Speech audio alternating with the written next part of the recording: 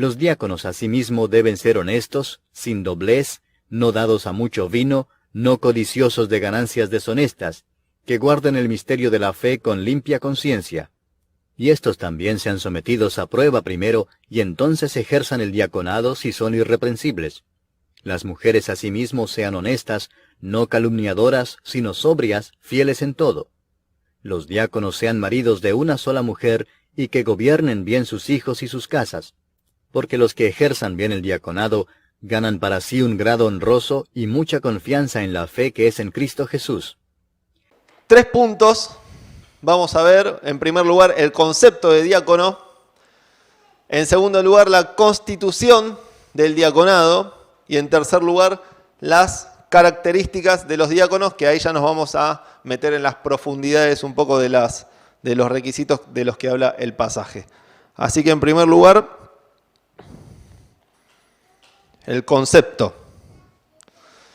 Los diáconos. Ahí el término griego es diácono. ¿Sí? El código es el 1249 de la concordancia de Strong, que quiere decir ayudante, asistente, sirviente, servidor, ministro. Por lo tanto, cuando hablamos de diácono en la Biblia, es un término que apunta a la idea de un servidor. Ahora, un servidor con una intencionalidad vinculada a un sujeto, un servidor que sirve a otro, el Señor, y a otros, los hermanos de la iglesia. Y en este dar que tiene este sirviente, este servidor, este diácono, mientras más da, menos se da a sí mismo, ¿no? Esa es la idea que se presenta. Pero quedémonos con esto, que el diácono apunta a la idea de servidor. 2 ejemplos en donde aparece este mismo término en griego. Y vamos a tratar de no ser técnicos, pero es necesario ir a hacer referencia a lo que dice en la traducción en la cual se escribió. Filipenses 1:1 dice: Pablo y Timoteo, siervos de Jesucristo, a todos los santos en Cristo Jesús que están en Filipos con los obispos, y 1249 de Strong, y diáconos. Colosenses 4:7, todo lo que a mí refiere os lo hará saber Tíquico, amado hermano y fiel diácono, en griego, fiel ministro y consiervo en el Señor. Entonces, la idea de ministro, la idea de servidor aparece en la Biblia cuando se mencionan estos términos. El diaconado es un oficio que se establece en la Biblia. Estamos desarrollando el primer punto, que es el concepto, ¿sí? Es un oficio que se establece en la Biblia. ¿Y cuál es la función del diácono? Servir. Y en definitiva, todos los hijos de Dios en algún punto son servidores, ¿no? Pero la Biblia deja sentado el oficio y el servicio, y después vamos a entender un poco en el contexto histórico en el que se escribió la Biblia y las situaciones que se presentaban en la iglesia, sobre todo en la iglesia naciente. Pero este servir del diácono está vinculado a un apoyo material y físico para que los pastores puedan ocuparse del cuidado espiritual de la congregación y de esa manera poder conducir el rebaño. Y ahí vemos el esquema. Los ancianos a cargo de los cuidados espirituales o del cuidado espiritual, y velan por el rebaño, más específicamente por las personas. Y los diáconos se encargan del cuidado físico, material, operativo, logístico, y se ocupan del funcionamiento de la iglesia. Y esto desarrolla un complemento que vamos a ver también, que vamos a ir encontrando y dándonos cuenta de cómo funciona un complemento entre estos dos roles. Aclaraciones respecto del diácono o del ejercicio del diaconado. No es un prototipo de pastor ni un paso previo, no necesariamente, ¿no? Porque se pueden instalar confusiones. Es un oficio, y ese oficio no es un paso previo. Muchos pastores lo son sin haber sido diáconos, y muchos diáconos nunca son pastores porque tienen fundamentalmente un nivel de exactitud en el rol y en el don del servicio que los caracteriza. A los diáconos se les delega función no responsabilidad. La responsabilidad siempre va a ser de los ancianos. Por supuesto que son personas responsables, pero fundamentalmente se les delega ciertas funcionalidades. Y ahora vamos a ver luego un ejemplo. Pastor y diácono, o el pastorado y el diaconado, son oficios diferentes que se complementan, pero que son diferentes. El diácono no ejerce autoridad ni enseña la palabra, pero hay que tener en cuenta un detalle, que si tiene don puede enseñar, si no se estaría contradiciendo la Biblia. En ese sentido, el diácono, que es colaborador, si tiene el don de enseñar, puede enseñar, por supuesto, y es muy probable que si un diácono tiene aptitud y don de enseñanza, pueda incluso reunir los requisitos para el obispado o el ancianato. No es una cuestión de cargos, sino de cargas y de obra. Esto tiene que quedar claro. Y tomamos prestadas las palabras del pasaje que leyó Mauricio la semana pasada, que dice que el que anhela obispado, buen puesto de gerente desea, no, buena obra desea, ¿no? Entonces, el deseo está en la obra y no se trata de cuestiones de carteles de cargos, se trata de la carga que siente por la obra. Los diáconos ni son menos ni son más que los pastores, es un oficio con una función determinada. Entonces, funciones diferentes, los pastores se ocupan de A, los diáconos se ocupan de B, y entre A y B hay un complemento para tener un cuidado integral de la iglesia, ¿sí? Entonces tampoco el diaconado está para que el pastor se excluya y deje de estar con la gente, ¿no? Simplemente hay que pensarlo en estos términos, que el diaconado en la Biblia vemos cómo se manifiesta, y en las iglesias también, para que nunca se descuide el tratamiento de la palabra de Dios, ¿sí? Ahora, tanto el diaconado como el pastorado van a estar en las necesidades operativas de la iglesia siempre, en el cuidado de las personas siempre. Incluso vieron que hemos escuchado la frase muchas veces que el pastor tiene que tener olor a oveja.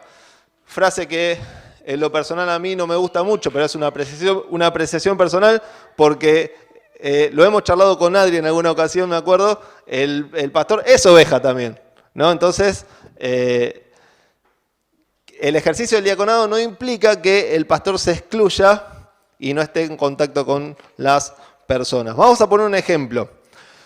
Una función típica de un diácono es, por ejemplo, administrar los fondos de una iglesia local. ¿Ok?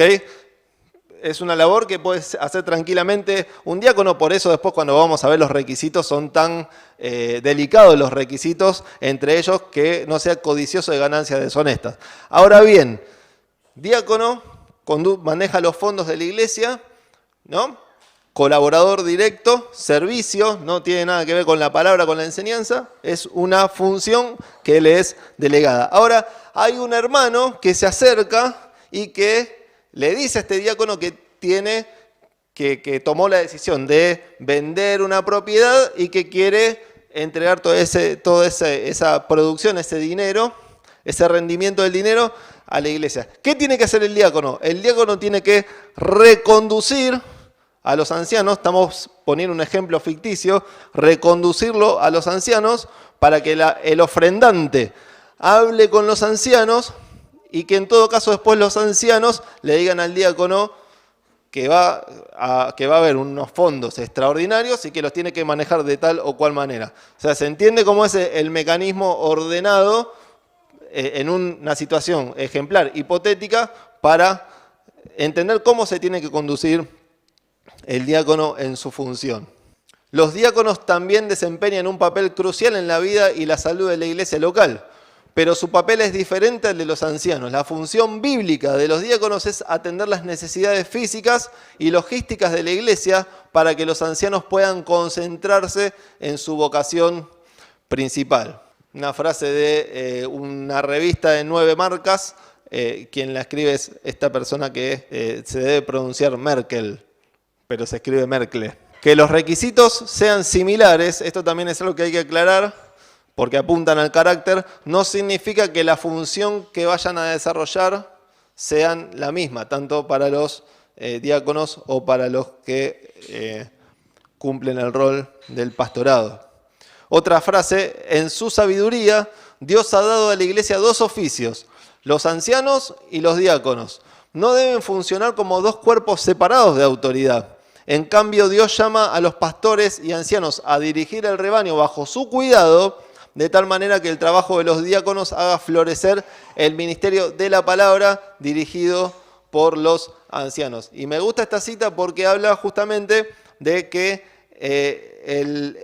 la clave es el cuidado de la palabra de Dios en todo momento. La constitución del diaconado. ¿Cuándo y dónde y cómo se constituye el diaconado? ¿Cuál es el registro bíblico que determina el comienzo del diaconado? Es un punto que no va a durar tanto, que es breve y que es provocativo en el buen sentido y en términos mentales. ¿Por qué? Porque no hay un registro bíblico explícito que hable de un comienzo. Y quizás muchos estén pensando en este momento en Hechos 6. Lo cierto es que Hechos 6, y ahora vamos a buscarlo, le voy a pedir que lo busquen y vamos a leerlo. Es un pasaje del cual se pueden tomar principios, pero que por lo menos yo no me animo a decir que es doctrinalmente un pasaje en donde se constituyen diáconos. No obstante a eso, se pueden tomar principios ordenadores para la conducción y el manejo de la iglesia. Dice, en aquellos días, como creciera el número de los discípulos, hubo murmuración de los griegos contra los hebreos de que las viudas de aquellos eran desatendidas en la distribución diaria. Entonces los 12 convocaron a la multitud de los discípulos y dijeron, no es justo que nosotros dejemos la palabra de Dios para servir a las mesas. Y acá hago un paréntesis. El término no es justo apunta a que no es apropiado. No es que, nosotros no vamos a servir las mesas porque somos los apóstoles. No apunta a eso. Apunta a que no es apropiado ¿qué cosa? Que dejemos la palabra. Que dejemos la palabra para atender las mesas. Y ahora vamos a explicar qué sucedía en el contexto. Versículo 3. Busquen pues, hermanos, de entre vosotros a 7 varones de buen testimonio, llenos del Espíritu Santo y de sabiduría, a quienes encarguemos este trabajo. Y fíjate lo que dicen los apóstoles. Y nosotros persistiremos en la oración y en el ¿qué dice? Esa palabra es el 1248 de Strong, diaconía, servicio, literalmente el quehacer de la palabra. O sea que si nos vamos a guiar por este pasaje, los apóstoles serían los diáconos. Y no es así. Entonces, por esto decimos, y decía provocativo en el buen sentido del término, que de este pasaje podemos extraer principios, pero no podemos basarnos en que acá se constituyen el oficio del diaconado en la Biblia. El oficio del diaconado de la Biblia está en dos pasajes, en el de Timoteo y en Filipenses 1:1, que Pablo le habla a los obispos y a los diáconos, ¿sí? Ahora, lo que sí marca Hechos 6 es una situación puntual que se desató en la iglesia naciente. Fíjense, en Hechos 2 vemos que sucede esta situación puntual. Está el festejo y la celebración en Pentecostés, ¿sí? Vienen muchas personas a celebrar. La iglesia estaba, todavía no había venido el Espíritu Santo, estaban reunidos los discípulos. Viene el Espíritu Santo, comienzan a predicar el Evangelio, hay muchas conversiones, fíjense que en Hechos de 120 personas pasan a 3.000, después menciona el libro de Hechos que pasan a 5.000 personas, muchas personas seguramente se quedaron, no tenían nada, se suman personas, se suman necesidades, se suman problemas también, por eso lo que sucede con la desatención. No había ayuda social, no había planes, había que hacer una distribución de todas esas cosas que todos tenían en común. ¿Hasta acá me siguen? Entonces, en esa distribución hay desatención a ciertas personas que les llega la queja a los apóstoles y también podemos inferir que los apóstoles estaban o corrían el riesgo de desatender la palabra. Entonces, vemos cómo los apóstoles no dan abasto. Comienza a haber cierta murmuración, lo dice explícito, tienen que delegar tarea, pero no es que a los apóstoles les costaba delegar. Antes de Hechos 6 habían venido 2 personas, un matrimonio, diciendo que habían vendido una propiedad y que se habían quedado con dinero. Y así fueron castigados. Pero distribuir toda la riqueza que tenían entre todos era una labor que no podía hacer cualquiera.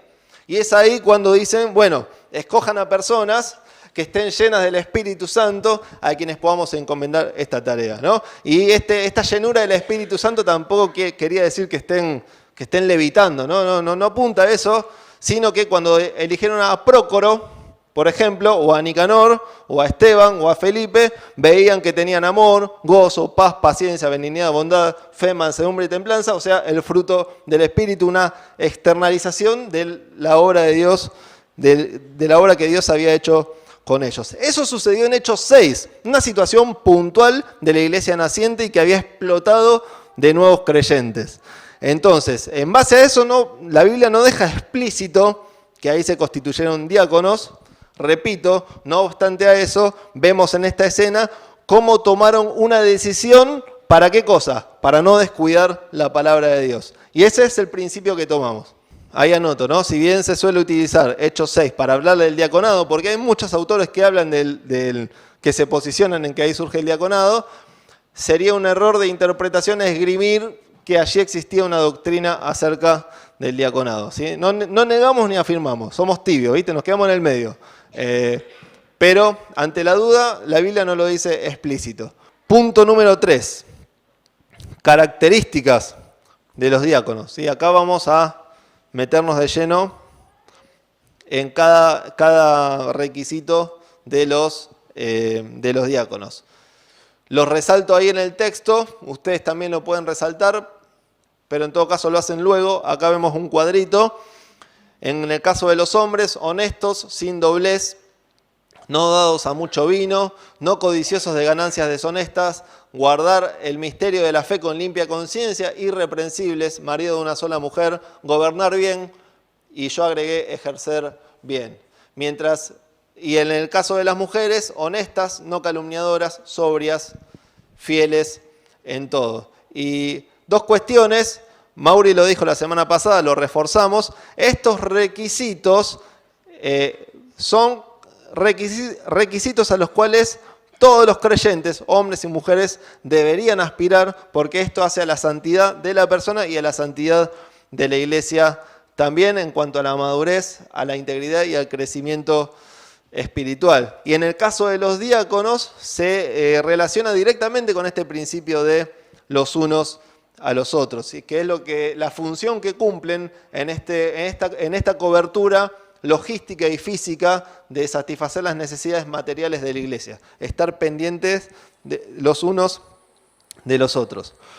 Y vamos rapidito a las características. En el caso de los hombres, honesto, y ahí fui anotando o punteando a lo que apuntan los significados en la traducción griega.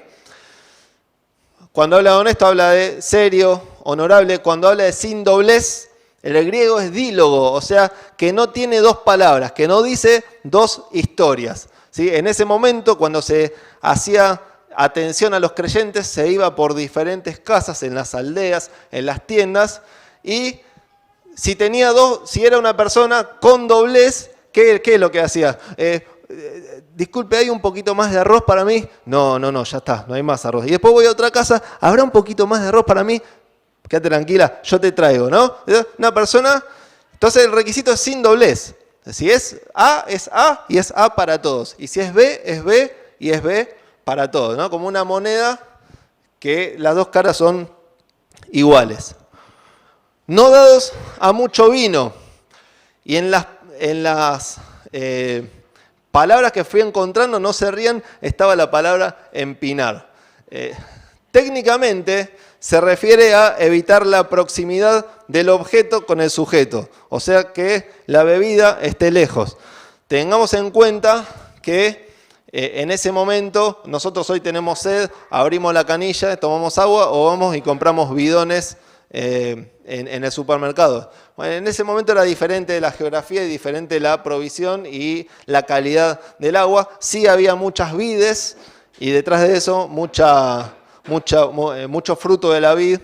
Entonces era muy común que la gente esté borracha, aunque suena violento, ¿no? En ese momento era común. Entonces está este requisito: no dados a mucho vino, no codicioso de ganancias deshonestas, ¿sí? Apunta a no tener la mente en ganancias que sean incorrectas y deshonrosas. Y cuando habla de no codicioso de ganancias deshonestas, no solo es, no hay que pensar en una persona que puede robar o que puede tener un negocio raro, ¿no? Si una persona no cumple con sus compromisos, ya sean deudas, si para tener más liquidez no paga impuestos, no pago expensas, no pago el alquiler, es una ganancia deshonesta. Y el problema está en querer también, en desear eso. Entonces, no codicioso de ganancias deshonestas, uno siempre la mente se va al que puede meter la mano en la lata, perdónenme el término, o al que puede hacer una transacción que sea rara, pero si una persona, no anoté nada y no quiero decir cualquier cosa, pero un siniestro, un seguro, y hay ciertas manipulaciones para poder obtener un rédito, y ahí hay una ganancia deshonesta, ¿no? Entonces no hay que ser codicioso de ese tipo de cuestiones que ponen en riesgo la santidad de la persona y también de la iglesia. Guardar el misterio de la fe con limpia conciencia.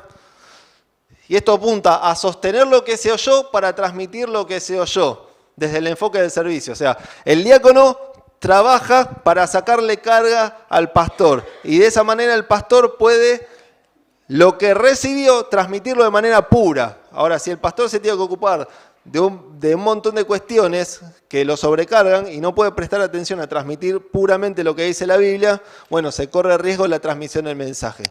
Entonces, a eso apunta la limpia conciencia también. No solo a un estado interior, moral, de santidad y delante de Dios, sino también a que si tengo la conciencia limpia, voy a leer un texto de manera pura y lo voy a tratar de manera pura también exponerlo para no mancharlo en el medio. Irreprensibles, sin acusación, que no lo pueden prensar, que no lo pueden agarrar, o lo que sería equivalente a agarrar del pelo a un pelado. Maridos de una sola mujer, no apunta solo al estado civil, sino que también apunta al estado mental. Y esto también lleva a la idea de la limpia conciencia. No involucrarse con otra mujer ni de modo material, ni de modo emocional, ni mucho menos, por supuesto, de modo sentimental. Que gobiernen bien sus hijos y sus casas. Justo hablábamos con Leonor antes de empezar la reunión de este tema. No solo aplica a lo que es la gobernabilidad en el ámbito del hogar, sino que la palabra apunta a la idea de parar al hijo enfrente y que el hijo lo vea. Entonces esta idea de la presencia y esta idea del ejemplo también apunta a este requisito de gobernar bien. O sea, si vos lees que gobierne bien su casa y en tu mente se va la idea de que, acá mando yo y el golpe en la mesa, no apunta a eso, apunta a que en su casa, con su presencia, con su ejemplo, los hijos van a tener una referencia y si la persona vive una vida de acuerdo a lo que Dios quiere, esa referencia y eso que ven va a ser el ejemplo para que los hijos se comporten de la misma manera. Y de esa manera indirectamente se está gobernando. Por eso habla de gobernar bien. También las decisiones que se tomen en el ámbito del hogar es el hombre como cabeza tiene que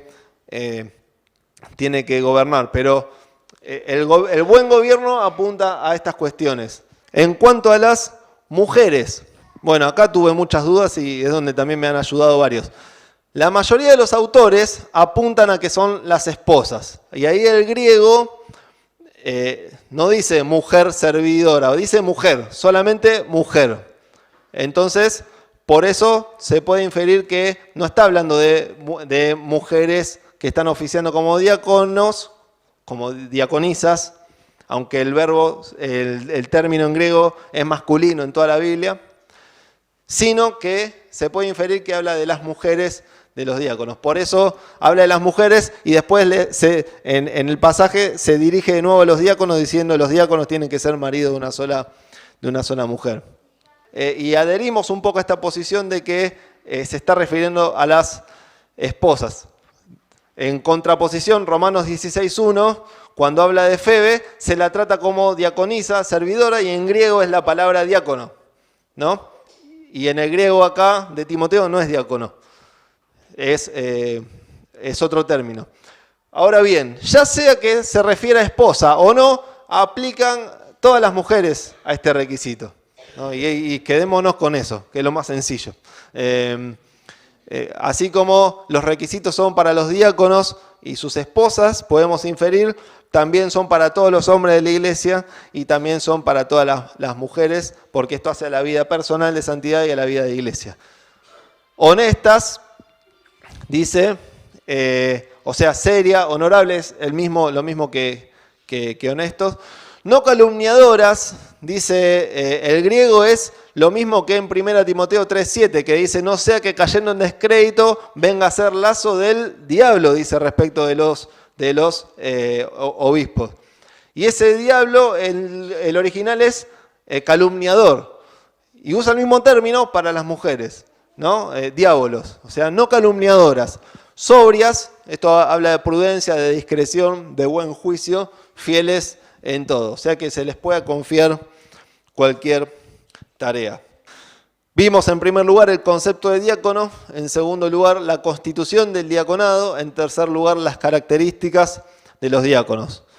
Conclusión, y leemos en Hechos 6, 1 y 2, que repito, si bien no podemos establecer una doctrina del diaconado, podemos obtener un principio general. Dice, en aquellos días, como creciera el número de los discípulos, hubo murmuración de los griegos contra los hebreos de que las viudas de aquellos eran desatendidas en la distribución diaria. Entonces los 12, los apóstoles, convocaron a la multitud de los discípulos y dijeron, no es justo que nosotros, ¿qué cosa? Dejemos la palabra de Dios para servir las mesas. Y en la trazabilidad de toda la carta, una de las motivaciones por las cuales Pablo le escribe a Timoteo es para que la iglesia no vuelva atrás, no apostate, tema que vamos a ver más adelante en estas mismas cartas. Entonces, si la iglesia vuelve atrás, es porque, ¿qué pasa? Deja de lado la palabra de Dios. Y eso no puede pasar en la iglesia local. Pablo le decía eso a Timoteo, nosotros nos apropiamos de esas palabras. No podemos dejar de lado la palabra de Dios nunca en nuestra iglesia local. Por el lado contrario, si la iglesia crece es porque hay un cuidado prioritario de la palabra de Dios, ¿sí? Y no solo me refiero al crecimiento en términos numéricos, sino también en el crecimiento que tengan los miembros de la iglesia. Entonces, el principio es este, no descuidar la palabra de Dios. El diácono con su trabajo defiende la causa del evangelio, evita distracciones de los ancianos, colabora en cuidar que no se deje de lado la palabra. Y en esta funcionalidad que tiene el diácono, la ventaja es que las grandes decisiones las puede transferir. Ahí resaltamos que mientras los pastores se enfocan en el cuidado espiritual de los miembros de la iglesia, el diácono se ocupa del cuidado material de la iglesia, estableciendo un complemento en donde la iglesia es cuidada integralmente.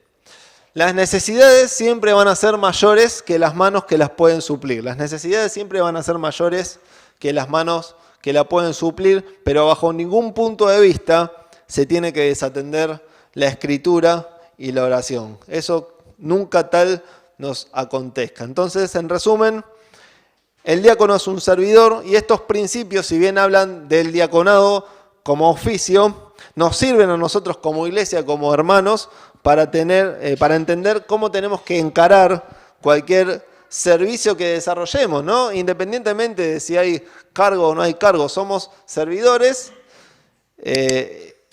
y es bueno que, así como en Hechos 6 para servir las mesas tenían que estar llenos del Espíritu Santo, que procuremos siempre e intentemos estar lo más agarrados de Dios, lo más llenos de Dios para cualquier trabajo que tengamos que hacer.